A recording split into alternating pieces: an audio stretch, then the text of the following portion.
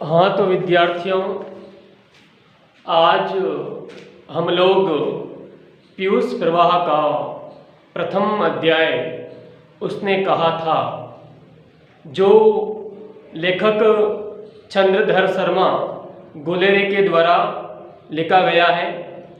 अध्याय का नाम है उसने कहा था। क्या कहा था, किससे कहा था और क्यों कहा था।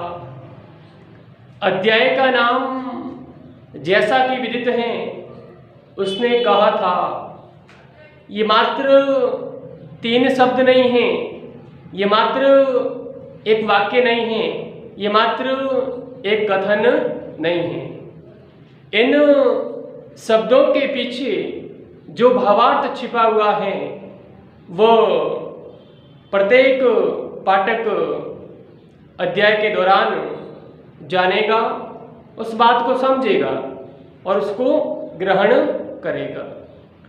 लेखक चंद्रधर शर्मा गुलेरी के द्वारा लिखित अध्याय उसने कहा था जो एक मार्मिक घटना है, जो प्रथम विश्व युद्ध की याद दिलाती है। ये कहानी उस दौर की है जिस दौर में प्रथम विश्व युद्ध चल रहा था और विभिन्न सैनिक अपने कर्तव्य परायण होकर अपने अपने बटालियन में युद्ध की तैयारियां कर रहे थे। उस समय की बात है। तो सर्वप्रथम अपन लेखक परिचय के बारे में कुछ ज्ञान हासिल करते हैं। तो लेखक परिचय देखो, पंडित चंद्रधर शर्मा गुलेरी 1883 से 1922 ईस्वी हिंदी कहानी के उल्लेखनीय हस्ताक्षर हैं। यानी कि पंडित चंद्रधर शर्मा गुलेरी जिनका दौर 1883 से लेकर 1922 तक रहा था, वह हिंदी के उल्लेखनीय हस्ताक्षर थे। यानी कि ये शर्मा जी हिंदी भाषा के एक अद्वितीय व्यक्ति थे, लेखक थे, जिन्होंने हिंदी साहित्य को बहुत सारी कहानियों का भंडार प्रदान किया, कहानियों के अमूल्य रत्न प्रदान किए। तो इनकी उपलब्धि हिंदी साहित्य में अपार है।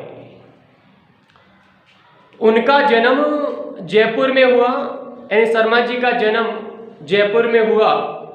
वे बचपन से ही साहित्यिक प्रतिभा के धनी थे। यानी शर्मा जी बचपन के दौर से ही, बाल्यावस्था से ही वह साहित्य में रुचि लेने वाले शख्स थे। उनका साहित्य के प्रति जो रुझान था वो बाल्य अवस्था से ही था। इनकी प्रतिभा का क्षेत्र खगोल, विज्ञान, ज्योतिष, धर्म, भाषा विज्ञान, इतिहास, शोध एवं साहित्य तक विस्तृत था। एक हिंदी साहित्य तक ही सीमित नहीं, बल्कि शर्मा जी का लेखन का क्षेत्र था वो प्रमुख खगोल शास्त्र के बारे में भी वो काफ़ी हद तक जानकारी रखते थे। विज्ञान के क्षेत्र में भी, ज्योतिष के क्षेत्र में भी, धर्म के विषय में, भाषा विज्ञान के विषय में, इतिहास के विषय में और विभिन्न नई नई खोजों के विषय में वह अथाह ज्ञान रखते थे। उनका ज्ञान समृद्ध था। यानी कि हिंदी साहित्य के अलावा विभिन्न क्षेत्रों में भी वह समानता से ज्ञान रखते थे। उसने कहा था हिंदी की प्रसिद्ध कहानी है जिसका प्रकाशन 1915 में हुआ। उसने कहा था जो हिंदी की प्रसिद्ध कहानियों में शुमार हैं, जो हिंदी की प्रसिद्ध कहानियां हैं उनमें से शर्मा जी के द्वारा लिखित उसने कहा था कहानी भी अपना एक विशेष स्थान रखती हैं, जो सन 1915 में प्रकाशित हुई। इसके अतिरिक्त उन्होंने सुखमय जीवन और बुद्धू का कांटा आदि कहानियां भी लिखी। यानी उसने कहा था कि अतिरिक्त उनके द्वारा लिखित कहानी सुखमय जीवन और बुद्धू का कांटा आदि प्रमुख हैं। कछुआ धर्म, मारेसी, मोही कुठाव आदि उनकी निबंध कला के प्रतिमान हैं, यानी नमूने हैं। उन्होंने मासिक पत्र समालोचन का संपादन किया। उनके द्वारा लिखित मासिक पत्र वो कहलाता है जो महीने में 30 दिनों में एक बार प्रकाशित होता है, उसको अपन मासिक पत्र कहते हैं। तो शर्मा जी के द्वारा लिखित मासिक पत्र जिसका नाम था समालोचक, इसका उन्होंने संपादन किया। वे नागरी प्रचारिणी सभा काशी के संपादक मंडल में भी रहे। वे नागरी प्रचारिणी सभा काशी के संपादक मंडल में भी रहे।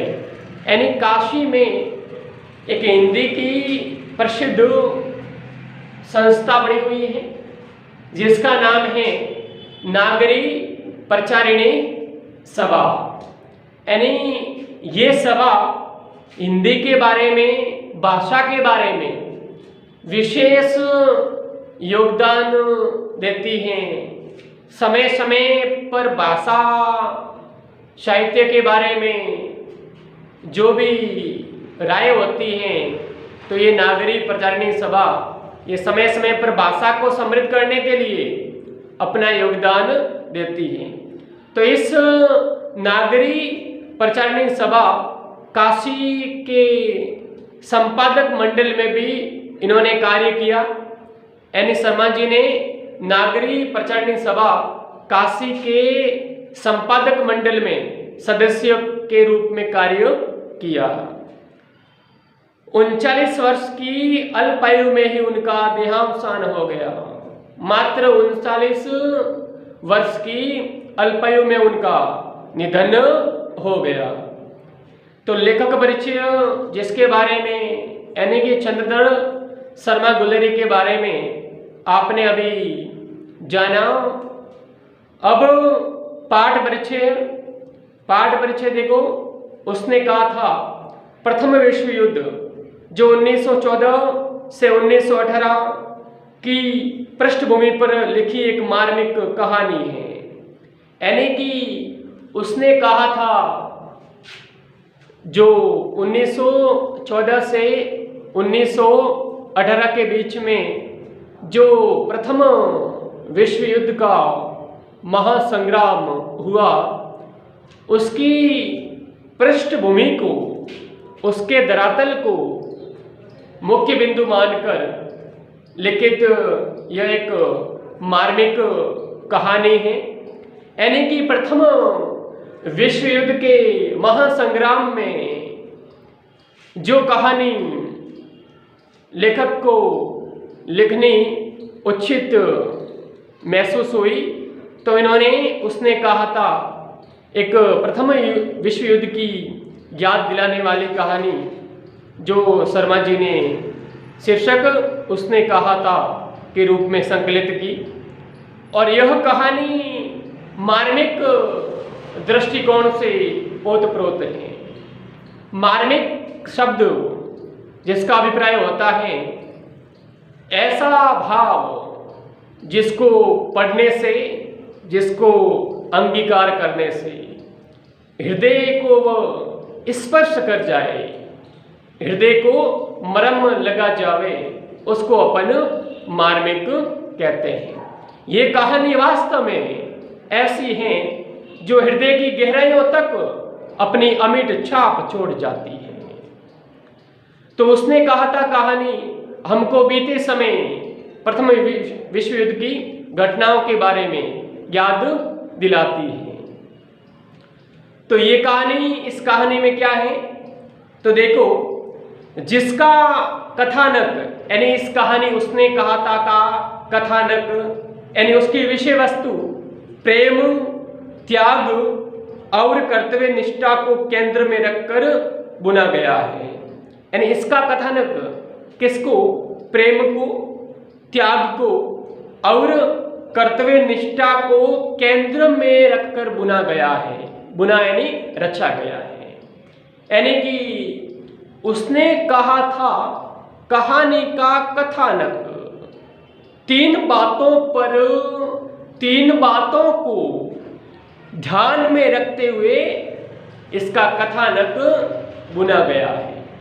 उसने कहा था कहानी का कथानक तीन बातों को केंद्र में, तीन बातों को मध्य में रखकर बुना गया है। वह तीन बातें हैं प्रेम, त्याग और कर्तव्य निष्ठा।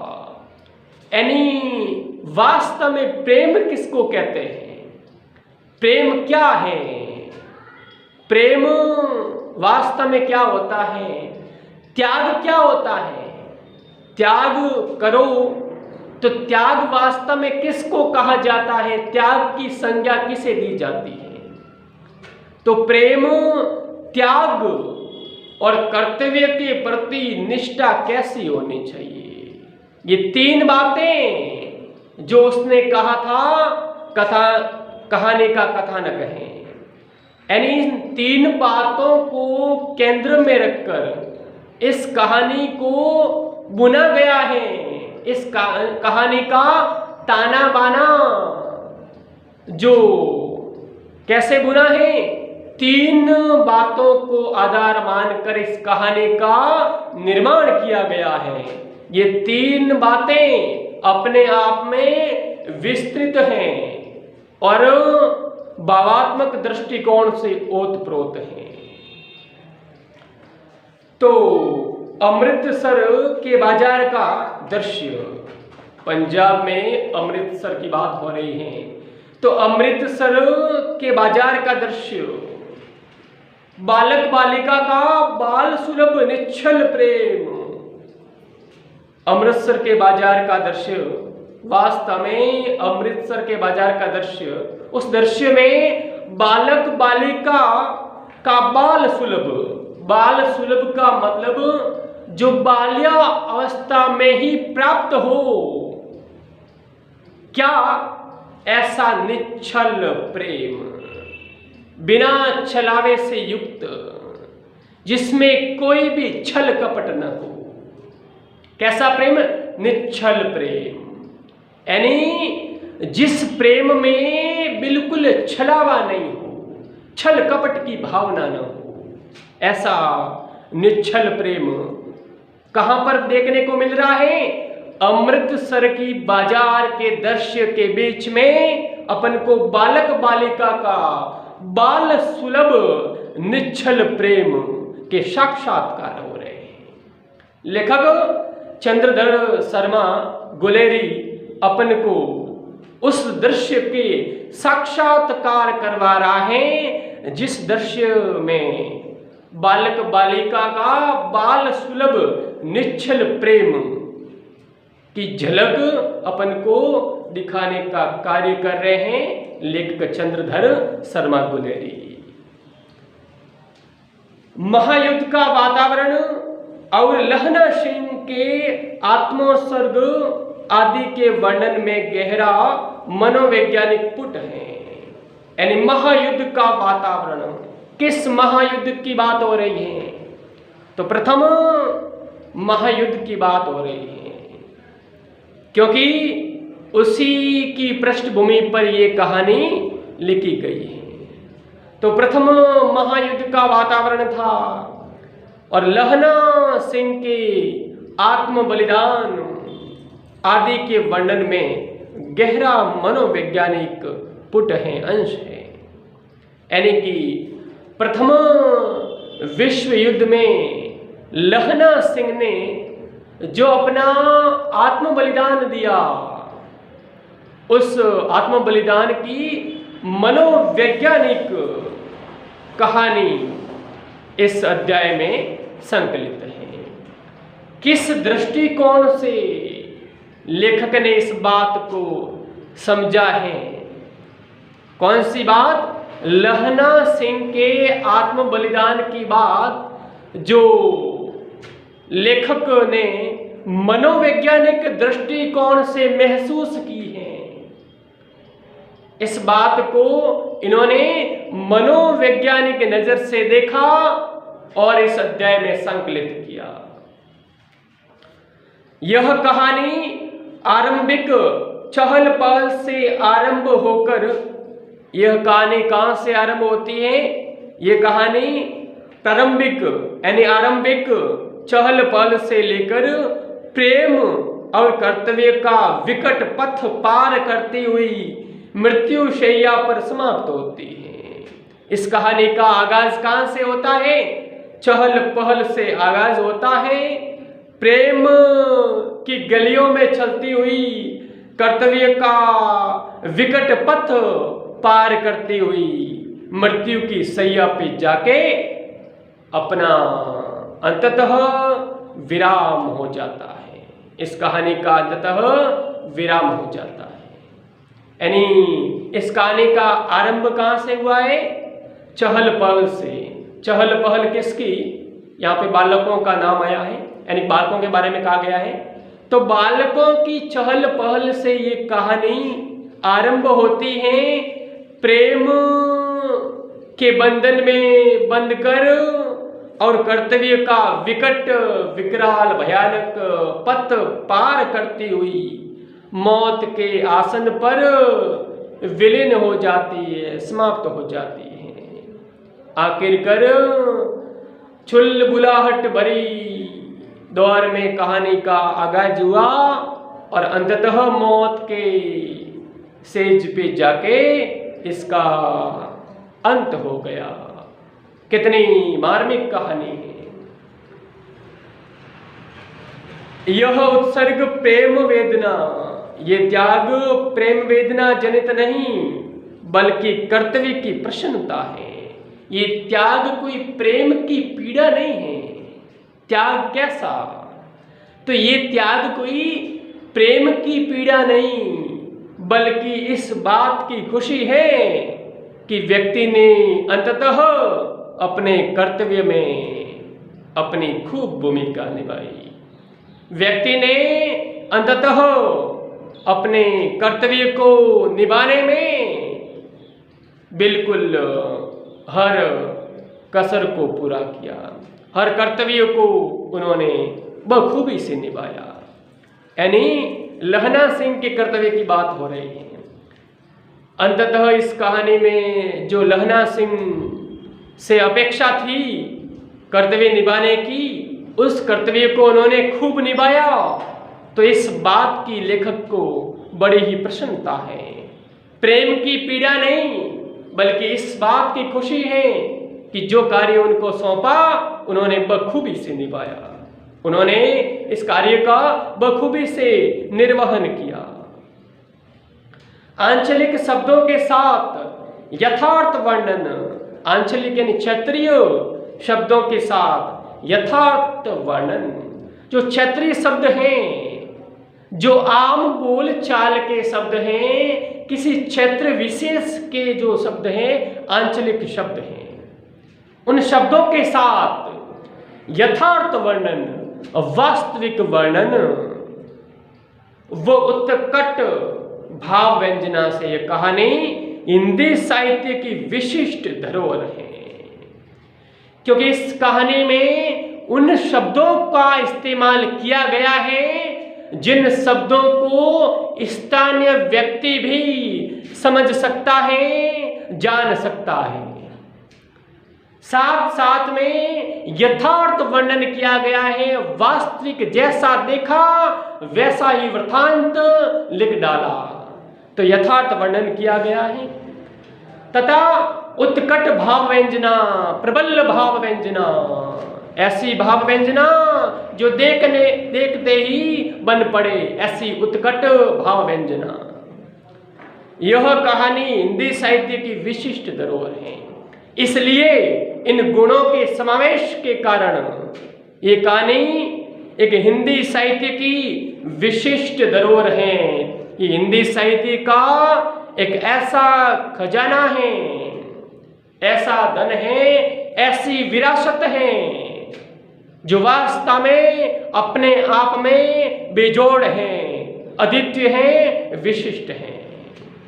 यानी उसने कहा था एक कहानी जो हिंदी साहित्य में, हिंदी साहित्य की एक अद्वितीय बेजोड़ धरोहर के रूप में आज भी हिंदी साहित्य में विद्यमान है, आज भी बेजोड़ विरासत के रूप में ये हिंदी साहित्य में अक्षुण्णता लिए हुए हैं, अक्षय निधि लिए हुए हैं।